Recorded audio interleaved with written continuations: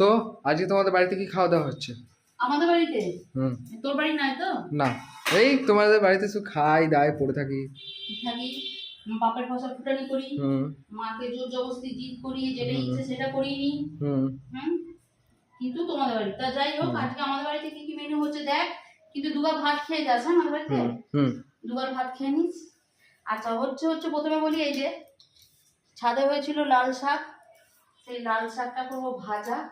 আচ্ছা, ওই শাকের ডাঁটাগুলো দিয়ে কুমড়ো, আলু, একটু পটল দিয়ে, চিংড়ি মাছ দিয়ে, এটা দিয়ে একটা রসা রসা তরকারি করবো। আর তার সাথে হবে গাছ খাসি। আচ্ছা, গাছ খাসির জন্য এই খাসিতে যেহেতু চর্বি নেই, তেলের ভাব নেই, এই যে একটু চর্বি এনেছি আজকে। এঁচোড়টা করবো হচ্ছে খাসির মাংসের চর্বি দিয়ে।